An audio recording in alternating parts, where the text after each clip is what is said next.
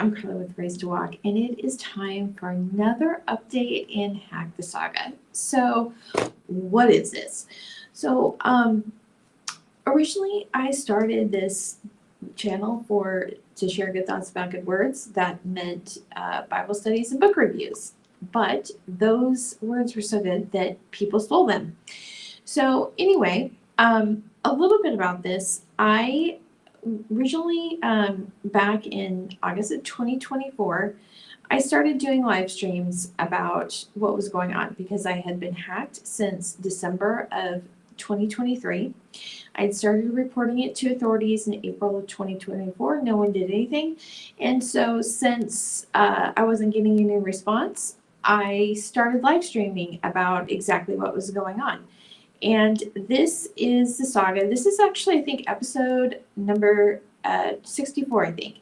Anyway, so if you go to raisetowalk.org, hacked-the saga, you can see all of the updates here. And it's a big, long story. But long story short is that people I knew from the Houston Baptist University Apologetics Program, the IRA, right? It's now known as Houston Christian University. And also an unexpected journal that I had basically spent a huge amount of time promoting and working on since 2018, plagiarized and stole all of my work. And then we're trying to sabotage me to hide it. It goes a little bit further, and that's what the title of this stream is really about.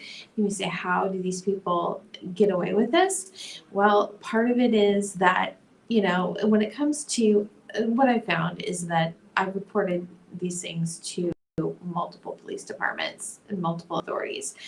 And it seems to me that if it's not, literally, this is what it is. If you can't show and prove that somebody took money out of your account or stole a physical item, the police are pretty much worthless.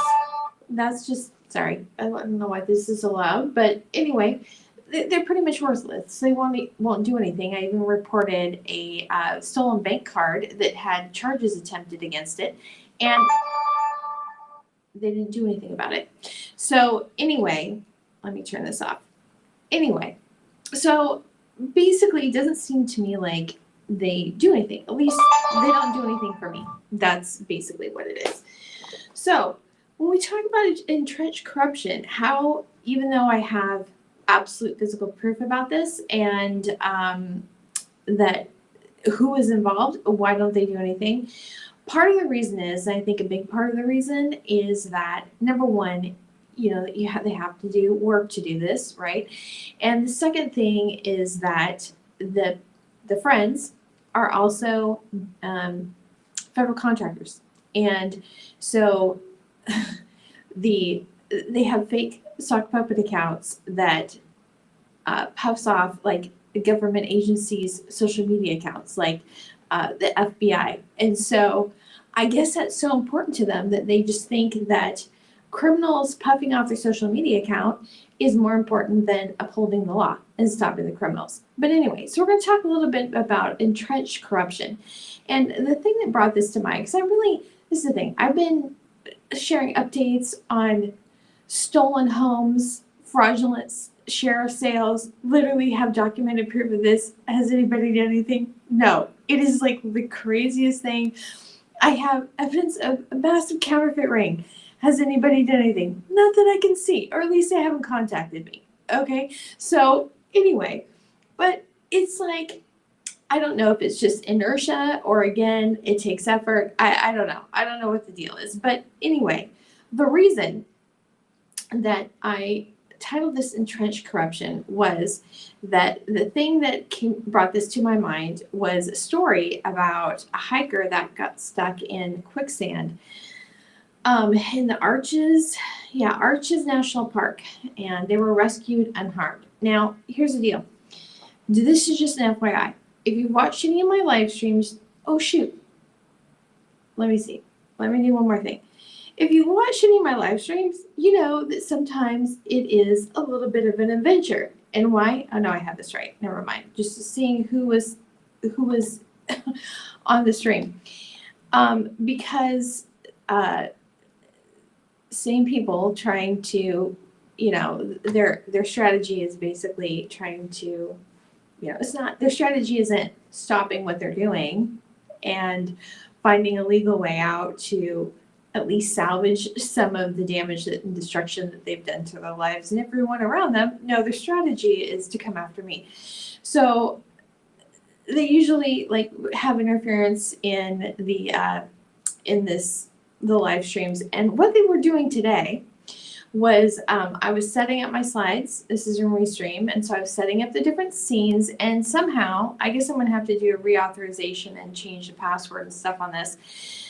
Could just be my laptop too, I don't know. Somehow they're blocking me from changing the slide to a screen share.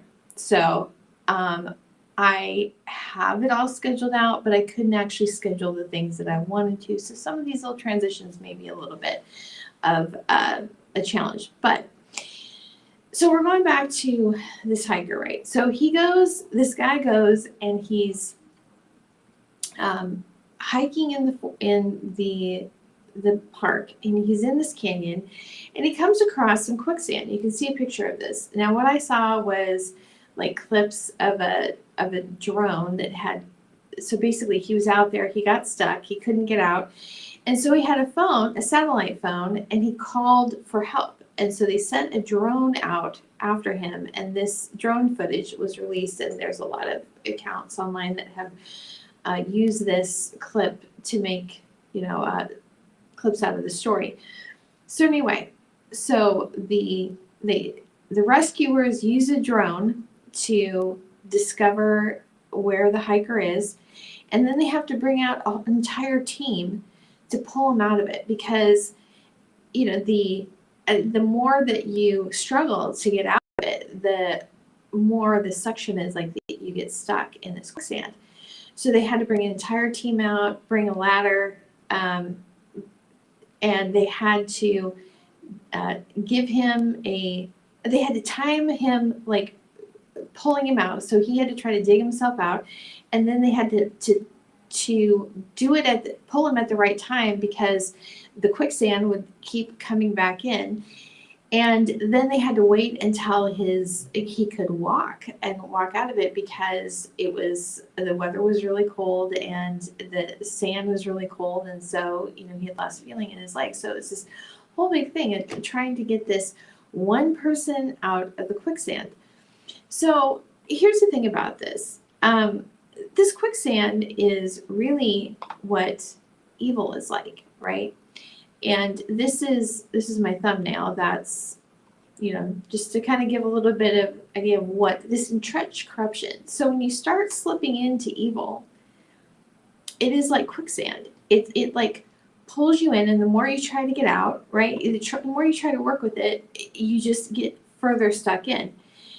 And there's actually a verse that in the Bible that references getting caught in quicksand, and that's Psalm 40, verse 40, or chapter 40, verse 2. He lifted me out of the watery pit, out of the slimy mud. He placed my feet on a rock and gave me secure footing. So that slimy mud, some translations translate that as quicksand. There's another translation, I think it was the NLT, NIV, translates it as miry clay. And I lived in Texas for 25 years, and that really resonated with me, because the dirt in Houston is like this really clay sort of, it's not quicksand, but it's really difficult to work with. And so it sticks to everything, and it's a real mess. So anyway, but the interesting thing about this is that that there's actually a lot more to that verse.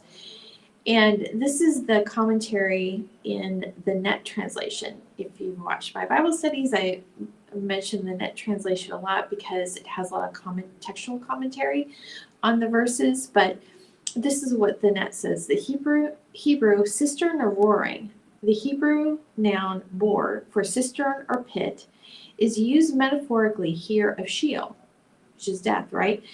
The place of death, which is sometimes depicted as a raging sea. The noun Sheon, roaring, refers elsewhere to the crashing sound of the sea's waves. So that's kind of a description of how things are when we get caught up in evil, right? So, when we sin, that's like it's a spiritual death. That's what God told Adam and Eve. It's like, you will surely die if you eat of this fruit, right? And they didn't physically die immediately, but they died spiritually. They had that separation from God. And so this is what it's like when we get caught up in evil, then that means that we don't have that communion and fellowship with God. That's what we were made for. We were designed to be in fellowship with God. And so when we do wrong things, right, we have that separation. And if we keep going on and getting ourselves deeper in this pit, then we're building up walls against the conviction of the Holy Spirit. And this is one of the things that I used to tell my 8-year-olds in my 3rd grade Sunday school class, is that God always gives us a choice, right? And so when we come to a decision where we can make a good choice or a bad choice, and we make the wrong choice, then God doesn't love us any less, and He hasn't gone away, or He hasn't cut Himself off from us, but we are cutting ourselves off from Him, and we're moving farther away from Him. And then the next time something comes up where we can make a good choice or a bad choice, we've already gone off the road, right? We've already come over this way. And so we're over here. And so it's a little bit harder for us to make that good decision because we're pushing the Holy Spirit away. We've already made a practice of that. And so it's a little bit easier to make a wrong choice. And so we dig ourselves deeper into that miry pit, right? And then we keep on and we keep on until we come to a point where we can't hear God at all, and we think that He's not there. The reality is He's always there. He's always been there, trying to tell us, to warn us, to make a good choice, right? To make a good choice, to turn around.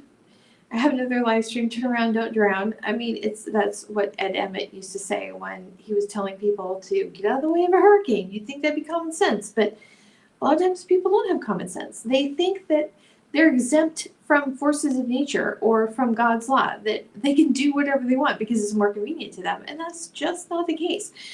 But it can come to a point where it literally takes an act of God to bring us out of that pit, right? To break through that hardness that we've built up around ourselves. And that is the grace of God. And so this is the thing. This is one of the things I've been learning about over the past few months, is more about grace. So as a Protestant, my understanding of grace is unmerited favor. Like, Jesus came, He lived, He died, and rose again. He went through all of that. Did we do anything to deserve it? No, we didn't. And that's grace. But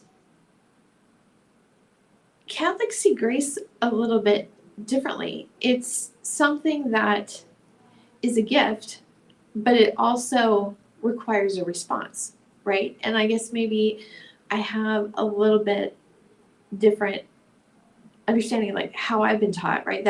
I'm still working on wrapping my head around that, like what that really means. But Flannery O'Connor, in her short stories, she described them as being about grace. If you read her stories, it's really a true Catholic understanding of grace, in that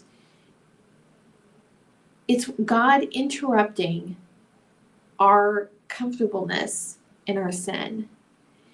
And sometimes it's violent. It's disruptive. It's like God will do whatever it takes to be able to shake us free of this complacency about our sin. And this is the thing. It's like, this is the thing about Flannery O'Connor's short stories. It's like the people who are really kind of the most repellent think they're the good people, right? They're racist. They're very self-satisfied. They're very prideful, but they think they're the good person. And it takes something, just literally sometimes hitting them in the head, before they're shaken out of that comfortable position of the way they are, right? So anyway, that is that's a little bit about evil. It pulls us in, and we don't have it. It is the grace of God that allows us to experience things that make us stop, like Balaam and the ass that spoke. He was warned. An animal spoke and warned him that he could not curse Israelites, right? And he was, no, I'm sorry. An angel told him that, but the donkey saw the angel that was about ready to kill Balaam and stopped. And so Balaam was beating him, right? And then the donkey spoke and said, "What are you doing to me? Why are you treating me this way?" And so this dumb animal has more sense than this human being. He was a prophet. He heard from God, and he gave God's word to people, right? He had an authority that he misused because of money, right? It was greed. It was greed and probably position too, because it was, the king of this enemy nation against Israel that wanted Balaam to curse Israel. And Balaam, he went a couple times, and Balaam's like, "No, I can't go." And finally he gets him to go, and that's when, the angel warns him. And he goes, and he said, "I can only say what the Lord tells me to say." And when he does, he speaks over Israel, one of the strongest messianic prophecies in the Bible.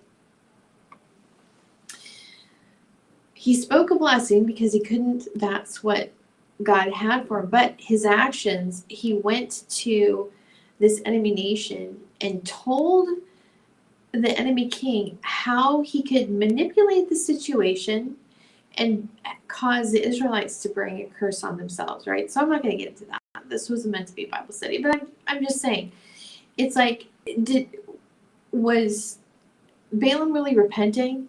Was his heart really after God? No, he just knew that he had to speak what the Lord said, but he was maneuvering so he could do something else. So anyway, so back to this entrenched corruption. So again, like I said, I have been reporting this. So the hacking started in December 2023, and I know that the sock puppet accounts that I was seeing and calling out I didn't know it at the time, but I know now that they were accounts of people I knew from the apologetics program and an unexpected journal. I did not know this, okay? And so when I started calling them out, then I started getting hacked. And I think the reason for that was that they had lied about my involvement in their content agency, in their social media agency. And so when I started calling out these sock puppets that were accounts that were making some really heretical statement, they're pretending to be pastors, Christian thought leaders, and then putting out heresies, saying, "Oh, they didn't believe Orthodox doctrine anymore," so they were pushing out heresies. Why? I have no idea. I mean, I don't know the motivation of any of this, but this is just what I saw. And I saw it, and I started calling it out. So started getting hacked December 2023. I didn't have physical proof of what was going on as for the hacking until April of 2024. And that was the first time I contacted the FBI and the local police department. And both of them blew me off. Neither one of them even gave me a report number. So let's just count this out, right? So this is April of 2024. So it's April, May, June, July, August, September, October, November, December, 9 months of 2024. And then January, February, March, April, May, June, July, August, September, October, November, December. We are working on 21 months since I first reported this to the FBI. Do you want to know what has happened? Basically, government resources have been used against me to hack me, stalk me, and sabotage my sites, to cut off my communications. This is what you call entrenched corruption. You can no longer, this is the thing. You know, you may have hired somebody and been fooled about who they were. Okay? People make mistakes. You made a bad choice. But you took on their crimes for your own and you covered up for them. And when you have continued to allow them to attack me, okay? So anyway, we're going to go to this next. I had talked a little bit about this last week. Which one is this one? Okay. Okay, so why is this not showing? Okay, I'm sorry. Where are we at? All right. It's not a screen share. It's a slide. Okay, so here's where we're at. Okay, so like I said, I started calling out the sock puppets in December 2023. I did not know who was behind them at that point. I reported in April of 2024 to the FBI and the Woodburn Police Department. They did nothing. The FBI completely blew me off. The Woodburn Police told me to contact Geek Squad, would not even come out and take the report. In May, so a month later, I had discovered more information. Also, it was a bootlegged copy of an unexpected journal that was on Amazon, so I included that in the report. And called the FBI, and they just said, submitted to IC3. Again, did not give me a report number. Submitted the information to the Woodburn Police. They did give me a report number, but they were like, there's not really, it's not, I mean, this is the thing. He was kind of wrong in that it was a state crime and that intellectual property theft is a state crime, but I understood what he was saying. It was on Amazon. It's more federal. The FBI is the one that should be taking care of it, but they weren't. I spent 2 months and I wrote a 33,000 word report with 100 pages of documentation and screenshots. So it was 198 pages total. And I submitted that to the FBI tips. I submitted it to IC3, and I also submitted it to the Department of Justice because it seemed to me like the reason I wasn't getting any response or taken seriously was because I'm a woman with a Hispanic last name. So didn't get any response from any of them. No acknowledgement whatsoever. And I submitted a couple more things to both the FBI and the Department of Justice when I found it. Again, no response at all. No one has ever contacted me until August when I started this first live stream, August 4th, 2024, this first live stream. It's 3 hours and I included a lot of screenshots in there. There's actually a screenshot or a video in there of that makes it obvious that YouTube analytics were faked. And so posted that. That was just one of many things. The next day, actually not even the next day, that evening, within a few hours, my Facebook account was locked for 3 days. And then all of my accounts were taken over, literally everything. Okay, all of them. So that started a multitude of updates. And I also started reporting to the Oregon Crime Stoppers and the U.S. Marshals as I was discovering things. So there's a lot. Have I ever gotten a response from anyone? No, I haven't. And after every single report that I did, especially to the FBI, the attacks got worse. And you want to know why? Because they were pretty sure that they didn't have to do anything. So this is going on. So I'm being hacked nonstop, right? And I'm still, at this point, I'm still volunteering with an unexpected journal, and I had begun to suspect a couple of them. Grant Broadhurst was one of them. I was thinking he was involved. But it wasn't until, let me go to this. It wasn't until the last board meeting that I attended, and they were talking about the cover for the community issue. And if any of you watch this that have followed an unexpected journal or subscribed, you know what a mess that cover was. It was not only nothing like we have ever done before, but it was just ugly. I mean, it was so hideous. When they sent it to me, they sent it in an email before the meeting, and I was like, you've got to be pranking me. I didn't say this, but I'm thinking, there's just no way. There's just no way.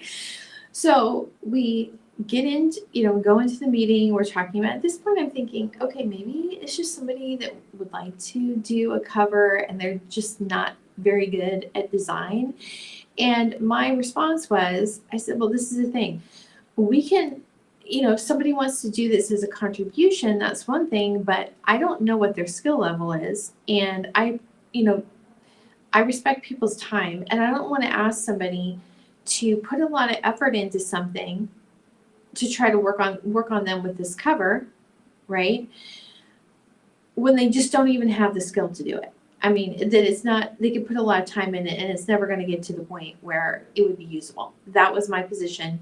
But then at that same time, so while I was on the call, Jason Smith and Jasmine Biggs, who Jason was, I can't remember what he was at the time, like president of the board, or I don't know what his label was. Or maybe he was just publishing it then, I don't know. But Jasmine Biggs was the editor-in-chief. Neither one of them were on the call. They were hacking my accounts while I was on that Zoom call. And when I had an interaction with them before, I said, well, these bootleg copies are still up on Amazon. And Jasmine's response was, our decision was that we're just going to report and move on. So I don't know when this decision was going on, but keep in mind, I'm being hacked.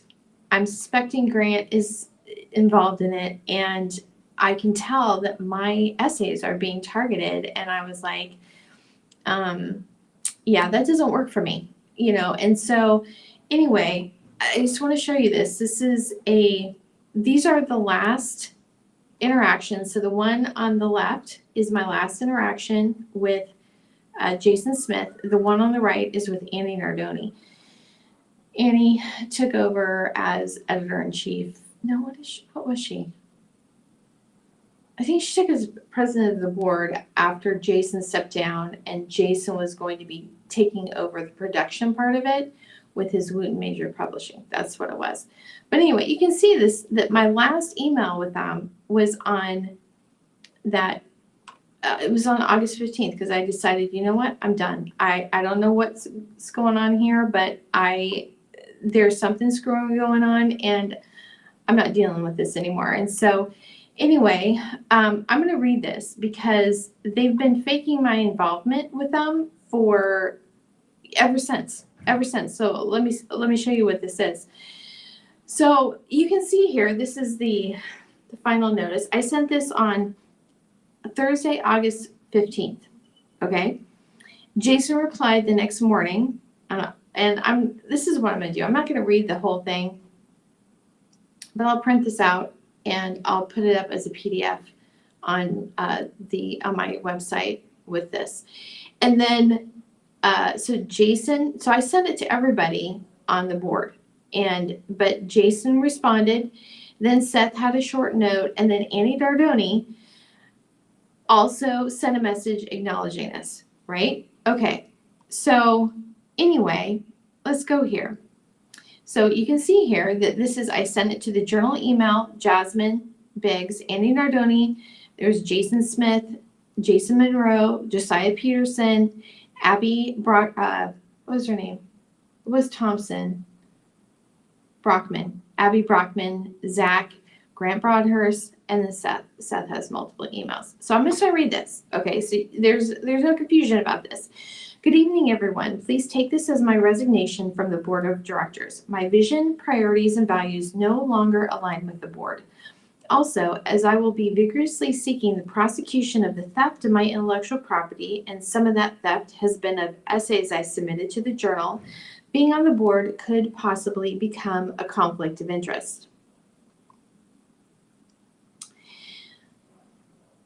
Okay, sorry. Let's see. If a question arises regarding rights to that work, I will have an attorney contact you. I will not be in discussion about it further. As for any outstanding issues, okay, so there was this weird thing about I don't know what the deal with this was, but it's sketchy.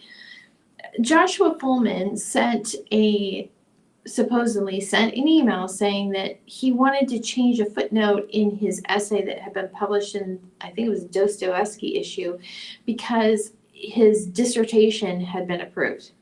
Okay, so that's great, but so that's what this is. Like, we were going to go changing footnotes, right, in the issue that there's been something submitted about a bootleg copy. Okay, so that's what this is about. Joshua Fullman's request for an updated citation, my advice would be to insert a note with an asterisk rather than a numbered footnote and leave the other footnotes the same. I would include a note along the lines of update August 2024. We are thrilled that the thoughts in this essay are part of Joshua Fullman's approved dissertation with the citation information. Otherwise, a timeline of citations does not make sense. That is my advice, but of course, you will do what you want. I'm sorry, I'm just not seeing this very well. Just a sec. Oh, okay. AUJ accounts. My first priority is to secure my devices and my identity, as I am still being actively hacked. Once my own communications are secured, I will contact the previous bank the account was placed on hold for additional verification. The criminals targeting me have done this to every single account my name is on. Once that is done, I will forward the balance of the account to the account number Abby provides. As for the other accounts for AUJ, Jason has access to the publishing accounts. After I've settled my access and communication issues, I will go through the other information I have saved and see if there's anything relevant. Okay, and so just as a side note, that still hasn't happened. I still haven't secured my communications, and I'm still being actively hacked. So, whatever. Anyway, let's see, where are we?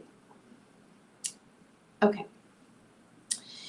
And so this is regarding contracts. Contracts, someone will need to be responsible for ensuring that there are contracts for every submission, as I have done this from the beginning. My advice is to do this at the beginning of the submission process, not wait until the end when everything is already edited. Also, let me reiterate what I said in the Facebook message. The intent of the writer's agreement in the beginning was for writers to maintain control and rights over their work. The agreement, as it was originally composed, gave AUJ a 90-day exclusive right to publish, and after that, it became non-exclusive so the books could remain on Amazon. The writer's contract was modified in September 2023. I have not looked to see what the changes were, and at this point, it is no longer relevant to me, as all my essays were submitted under the original contract. However, if there was a change that affected rights, this should be made known to contributors, as we have talked publicly and at length at what the terms of submitting to AUJ means. So here's the thing.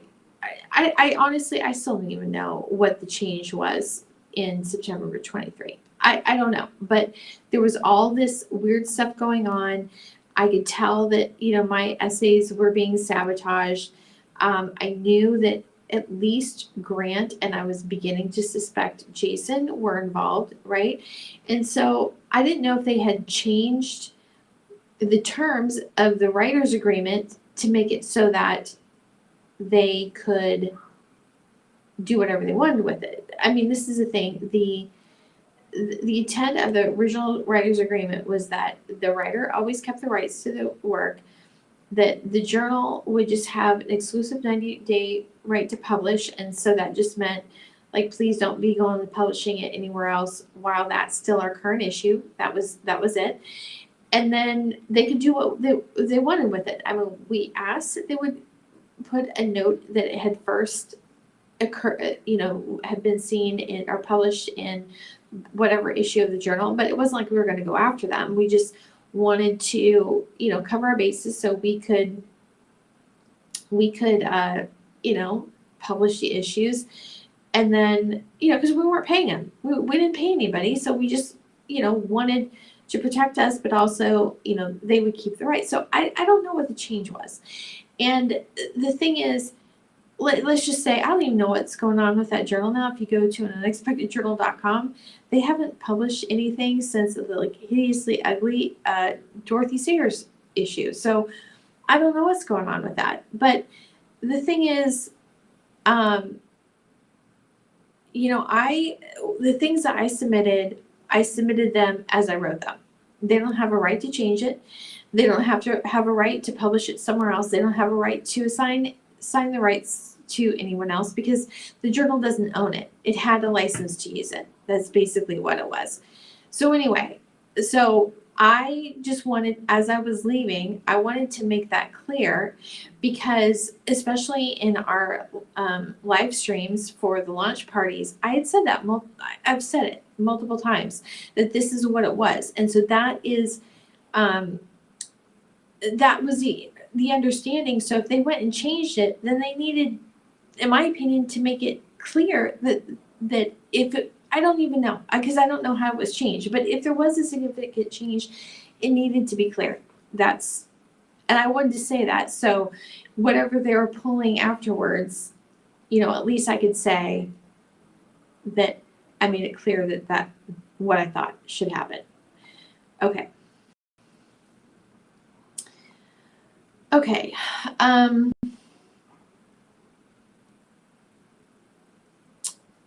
Okay.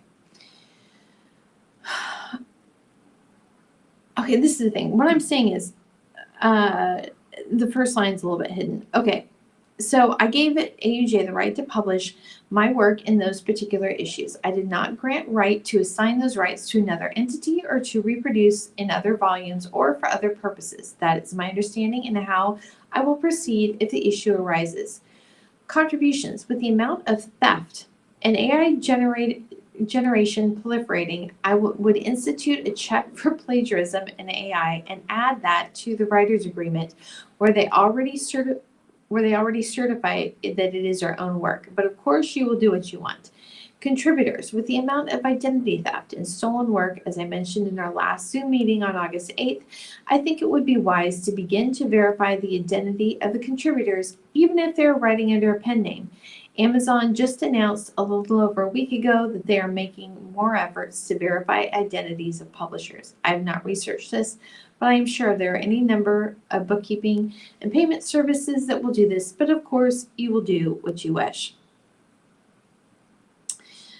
I don't need to be on further group emails or have access to the AJ Gmail account. Thank you sincerely, Carla Alvarez, August 15th, 2024. And then Jason begins this response. Again, I'll put this on my site, but so you can read the whole thing. But I mean, it was the thing that was a little ironic to me at the time. It was ironic. I mean, the whole thing, his whole response, his and Annie's, because they're both involved in the plagiarism, identity theft, and hacking. It's just ironic. He was like, well, if you want to contact me so we can decide what you're going to say publicly, you just let me know. Like, trying to control the narrative. I was like, no, that's not happening. I don't need advice for you on what to say. I will say what I want to say. And I did do a live stream on the 18th about I was no longer with an unexpected journal. Okay, so is there anything unclear about that email that I had stepped away, that had nothing?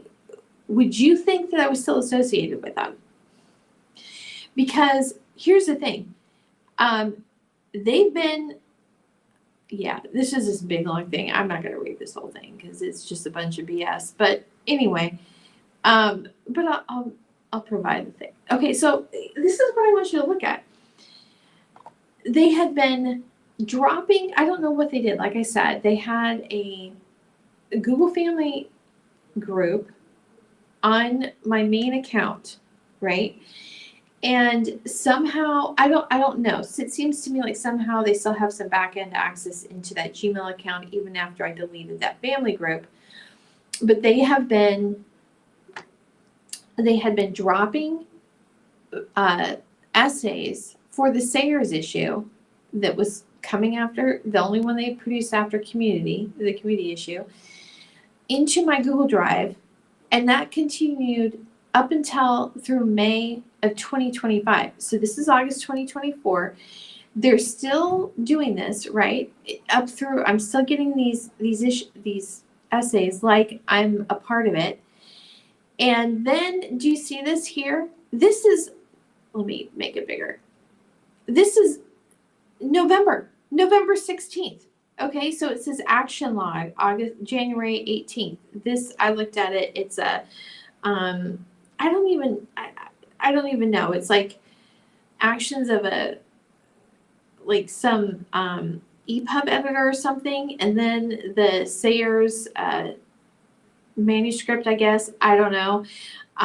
This is all January 18th, and then they've been dropping the essays all the way through May, and then this is in November. These box covers, all of this. Well, do you want to know what? Those files aren't even mine. Okay, there's no activity, there's no sharing with Jason Smith on this. Those are not even my files. Now, the irony of this is that I did see in the activity log that he had been sharing my Affinity photo files with Abby Brockman. So I guess she's editing them. I don't know why. Why do you need to edit past versions of an unexpected journal?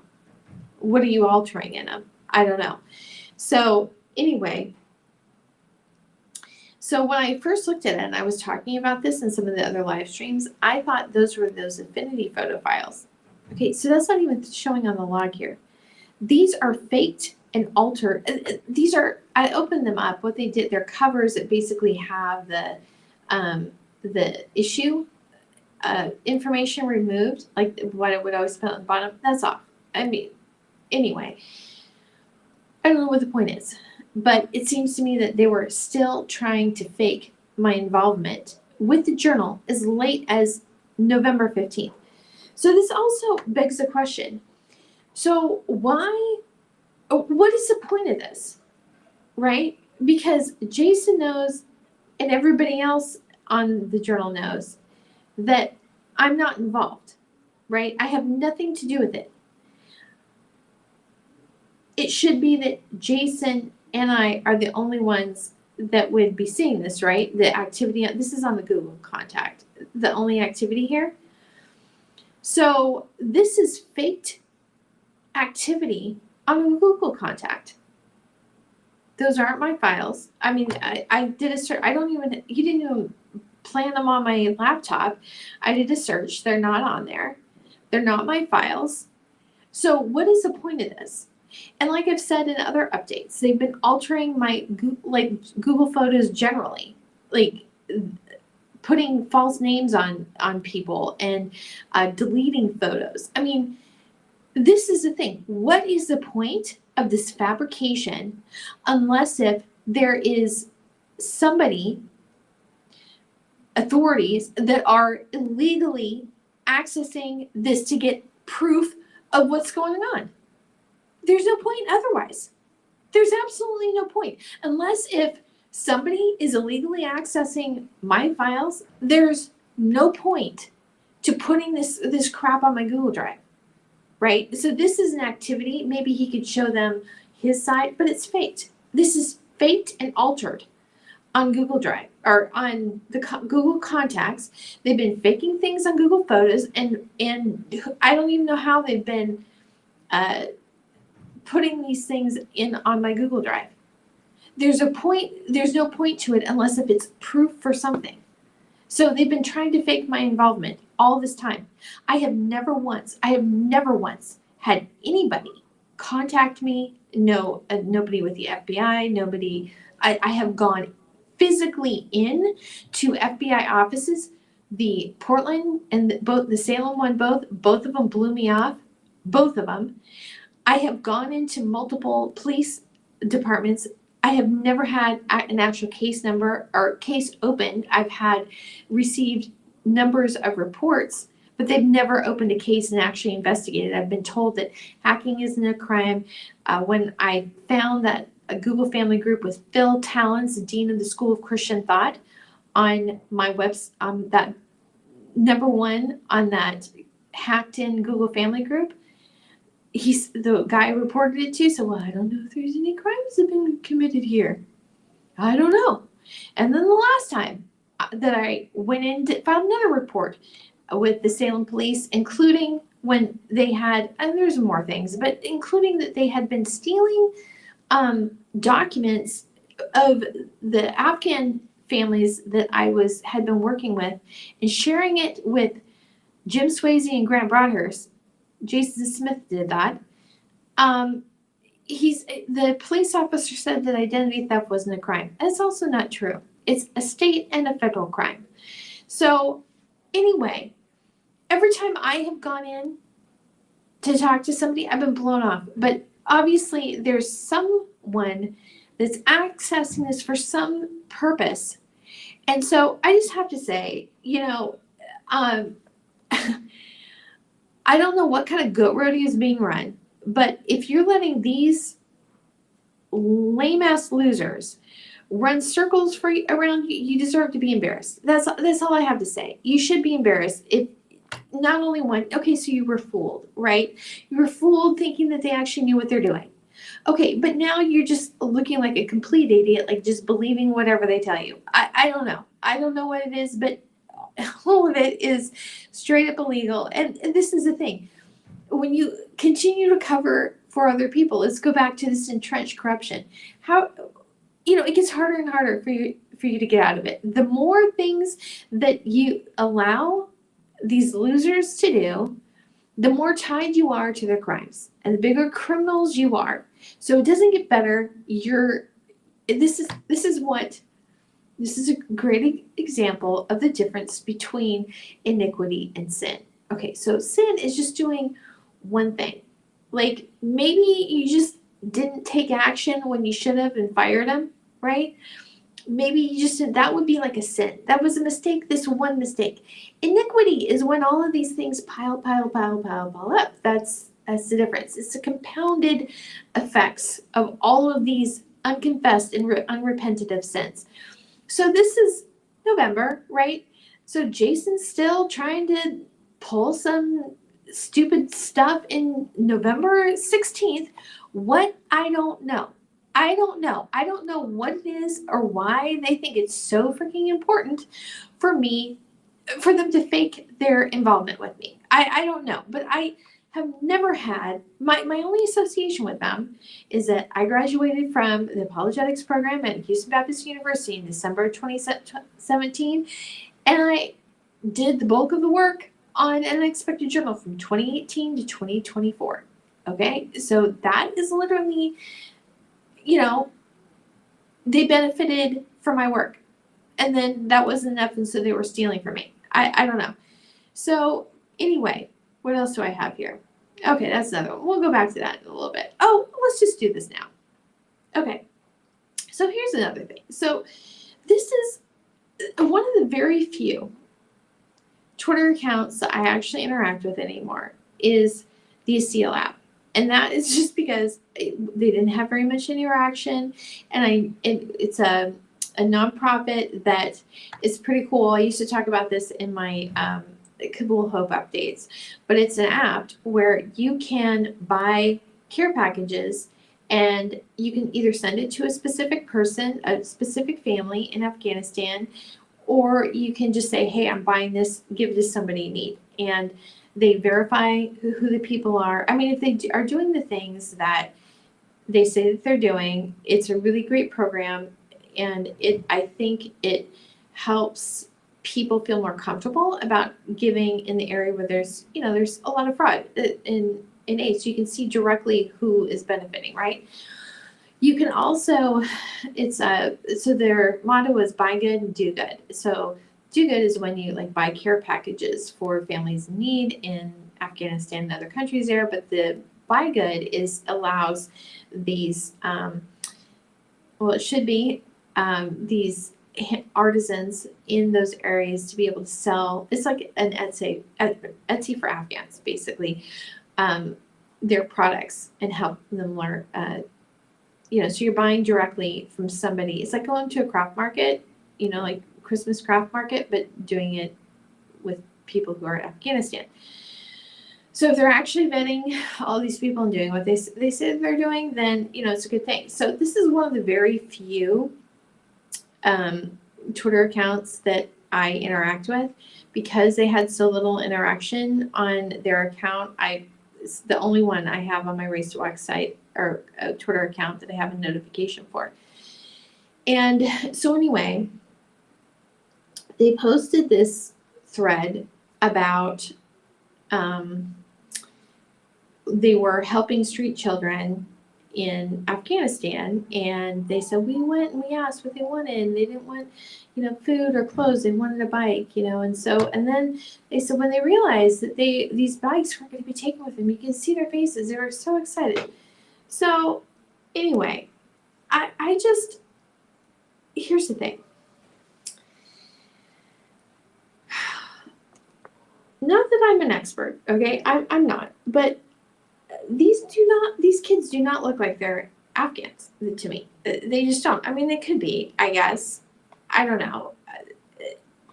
Afghanistan is actually very ethnically diverse, but they don't look Pashtun, they don't look Tajik, they don't look Hazara. So, I mean, I guess it could be Afghan, but I'm just thinking, this is just a thought, okay? And keep in mind that these losers have literally gone after anybody I interact with. I think they get to represent, and that's probably why, because in their mind, that's proof that I'm still, could be used as proof that I'm still working with them, right? Because I'm interacting with and promoting accounts that they're running social media on. That in their mind is logical. To me, I just interact and promote if I see good stuff, even if I'm not benefiting from it. I've benefited nothing from it, ever. So to me, I just interact with who I want to interact with. But for them, who just runs a bunch of sock puppet accounts, they only interact with their own little pool of sock puppets. So to them, me interacting with the account is absolute proof that I'm involved with them. So this is just a supposing, and I don't know if this is true or not, but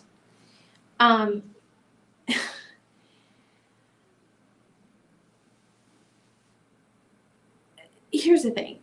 When I was working with the Afghans, and we would talk about, they had to tell their story, right? They had to tell their story to, UNHCR. If they got an interview for their visa applications, people, they're giving donations, they would need to tell their story. I had to tell my story, because everybody went like, how'd you get involved in this? What's your story? They want to know what the deal is.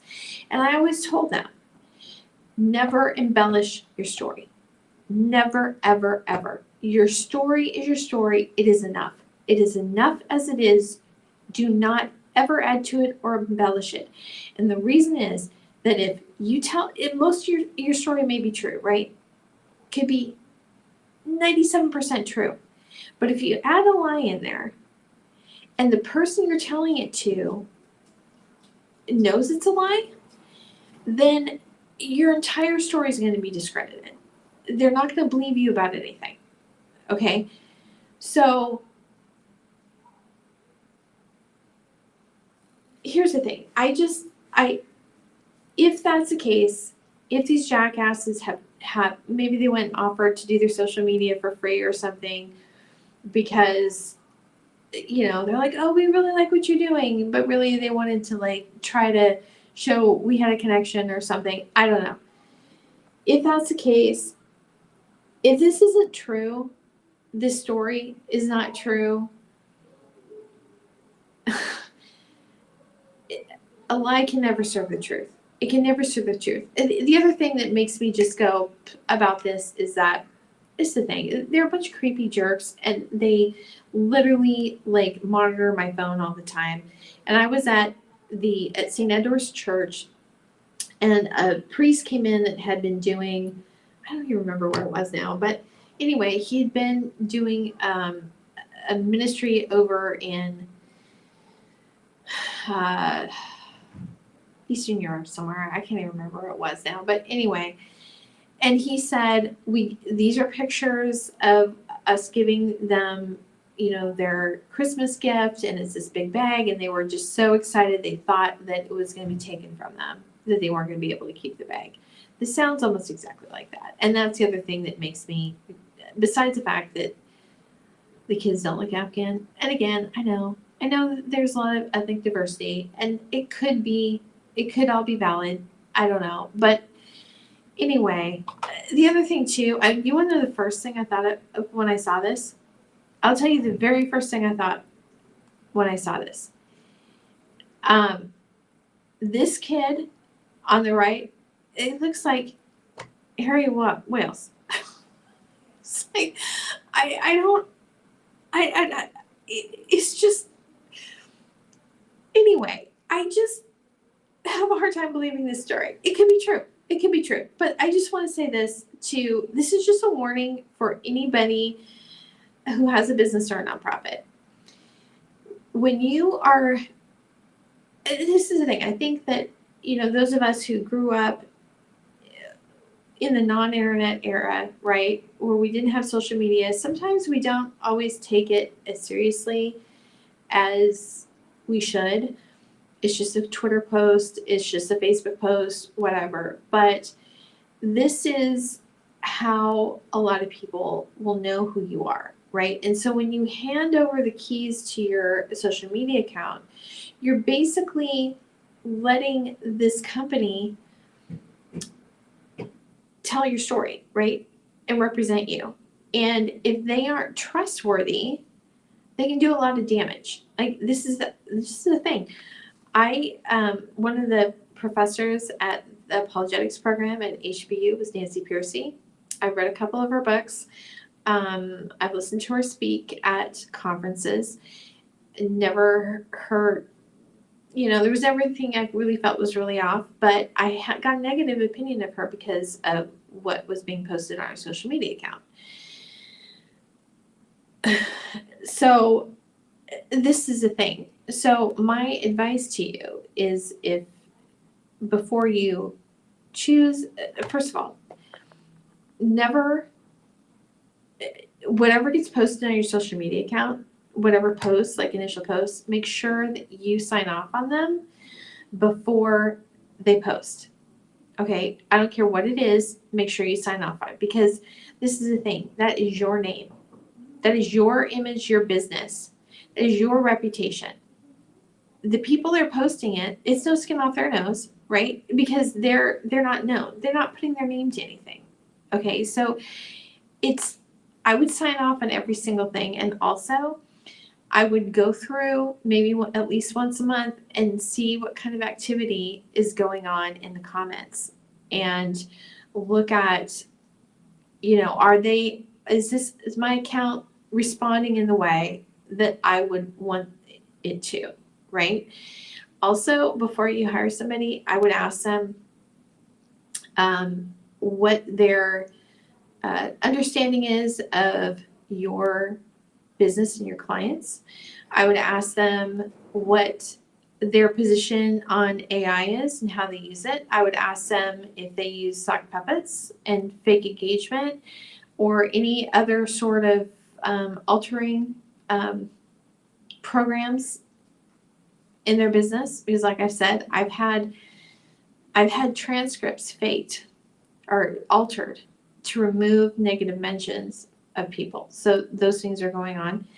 And I would also ask them who is designing their images, what their experience is. I would look to see, what it is they're showing you as an example, and then go back and look afterwards and say, okay, is what they showed me matching up with what I'm getting? And also ask their opinion about representation, identity theft, and plagiarism. So anyway, that's what I would do, because here's the thing. If you give somebody your social media accounts, they're running it for you, and they start posting comments or text or whatever that's been plagiarized for other people, you're the one that's going to have to answer for that, right? So make sure that you know what is being done. Okay, so what's been going on? Has all of this, it's not like I don't know who is involved in this, right? Has anybody ever in this whole thing, because it's not just these conspirators that I've named. I mean, there's other people too that are off running their little fake accounts. I don't know what the arrangement is, obviously. Has anybody ever said anything to me, admitted anything, acknowledged anything, apologized for a single thing, or even acknowledged what it is that I'm going through? No. And that just shows me that I invested 6 years of my life into a bunch of users. That's what it shows me. So anyway, because if it were any otherwise, then the response would have been different. Okay. And yes, it's still going on. So here's the thing. Like I said, they're still somehow in my Google account and altering. The activity was removed on this. This is the thing that I had taken a picture of before. I don't know how recent this was. I went through it, but this is what, I don't have subtitles. If anybody publishes YouTube videos, you'll see how wrong this is. This is what I have access to instead of subtitles. It says languages. So I can't see the subtitle names. I can't see the dates when it's there. And part of the reason I think for this is, number one, I can't export timestamps, transcripts of it. And I think there's a couple of reasons for this, is because I was documenting when things were being altered by taking photos of this, the subtitle screen. And also I export the subtitles with timestamps to do the article on my website for that episode. So I can't do that with the account that I'm streaming to now. What I have to do is I have to download it, this video, upload it to a different account that hasn't been altered, and then correct the subtitles, and then export the timestamps on that. That's what I have to do. And the last one I did last week, I downloaded it. I was putting it onto an external drive to transfer it over to that another device, because I don't leave anything on this. Anything that touches his laptop is screwed. And so anyway, I was transferring it to another device to upload it to that second account. This is literally within a couple minutes. They had corrupted not only, I didn't get an image of this, they had corrupted not only the file, the download, but the folder on the hard drive, the folder on the external hard drive. I couldn't even access it. So this is ongoing, and nothing has stopped. This is actually the one I was showing you was actually a live stream for Kabul Hope that I did in September of 2023. The danger of associations. The irony, right? The irony. Little did I know. You can see how they alter it. It's like they changed my name. And this is another one that I had edited so the subtitles were all correct. So this is evidence of sabotage. This is not just how YouTube generated it, because what YouTube had generated, I had corrected. So I'm Carlo Teresa Walk. I don't know if they're just trying to keep videos from coming up if somebody searches for my name. I don't know what the deal is. But again, it's still ongoing. And then, so this is an example. And this is an example of the type of interference that I'm talking about. So I was at Broadway Coffee on Monday, and I go to the internet, right? And it shows I'm connected to the internet. You can see this. And I am going to go to Proton, and what happens? It says the site cannot be loaded. So it should have loaded, but it wasn't. And then it didn't load until I switched to anti-censorship, the VPN with an IP address in Canada. So what does that tell you? So if I can't access the internet on my device just with regular internet, right, with nothing, and I have to load a Canadian IP address before the site will load to me. What does that tell you? Does it tell you that, to me it says that the U.S. government resources are still being used against me, right? Because if it was just a regular criminal, they would be able to, they'd be doing it against the, if I were going on a Canadian IP address too. This says to me that this is a federal government. These are federal resources that are being used to sabotage and attack me. And why? Why? Because they hired criminals, right? So unless if there's some other reason, I don't know. And do you want to know else? Okay, this is the other classic thing. So today I'm on my laptop, and I go to Phil Talon, the one part of this crime ring, still the dean of the School of Christian Thought at Houston Christian University, sent out an email on December 8th. And I had seen it, taken a picture of it.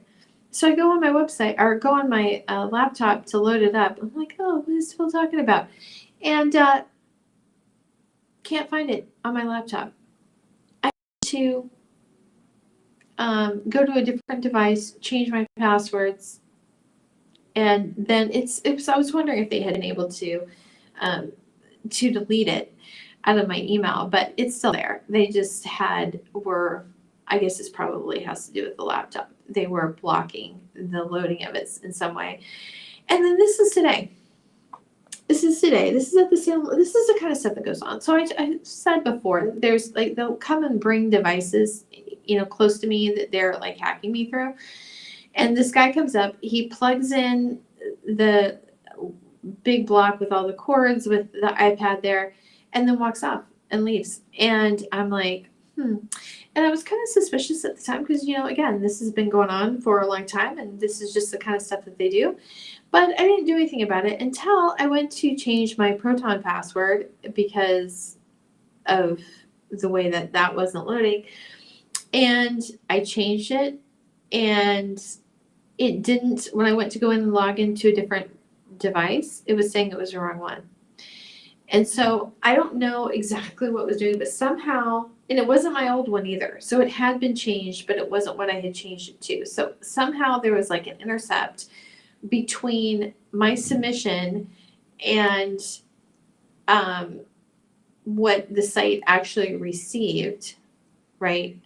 So the password that I had actually entered had been altered in some way.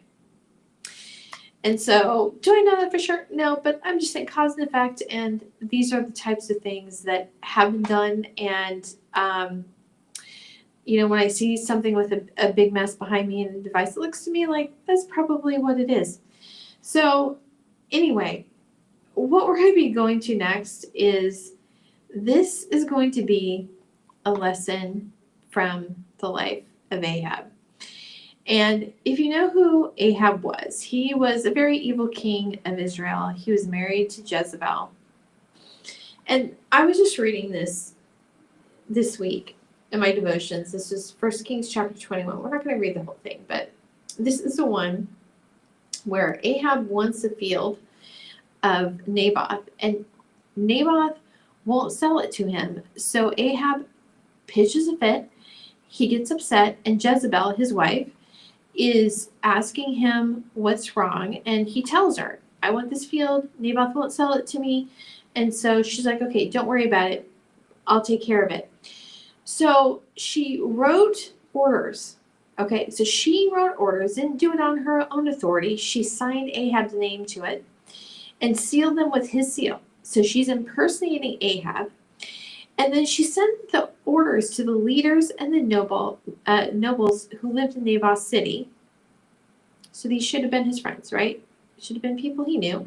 And this is what she wrote. Observe a time of fasting and seat Naboth in front of the people. So here's the thing. I had never noticed this before. She said, observe a time of fasting. So she's giving it this religious bent to it. She's presenting this in a way that's like, oh yes, I'm just very religious. But this is what you could do. And then seat 2 villains opposite him and have him testify, you curse God and the king, then take him out and stone him to death. So this word here, this take 2 villains, other translations translate it as scoundrels. And let's see what this is. This is a Blue Letter Bible. So every word in the Bible has a number in Strong's Concordance. So if it starts with an H, that means it's Hebrew for like the Old Testament. And if it starts with a G, that's for Greek. And so, you can look this up. There's a lot of different references on there. And it will tell you what that word means in the original language, right? So this is what it means. It means is Belial, wicked, ungodly, evil, naughty, ungodly man. That's how the King James translates it. But the word is worthlessness. Worthless, good for nothing, unprofitable, base, fellow, wicked, ruin, and destruction. They're worthless. A bunch of worthless people to go and tell lies about somebody else. So this is what Jezebel did. So she impersonated somebody else, took on authority that wasn't hers, framed it as in this religiosity, and then went and told other people to go and find some worthless people to lie about Naboth so he would be killed and so Ahab could have his field. So anyway, if you know the whole story, this actually led to Jezebel's death. That she was thrown, this is just this whole long thing. But anyway, Elijah comes. Elijah is a prophet at the time, and he tells him that he's going to be, judged. And so Ahab tore his clothes, put on sackcloth, and fasted. He slept in sackcloth and walked around dejected. The Lord's message came to Elijah the Tishbite.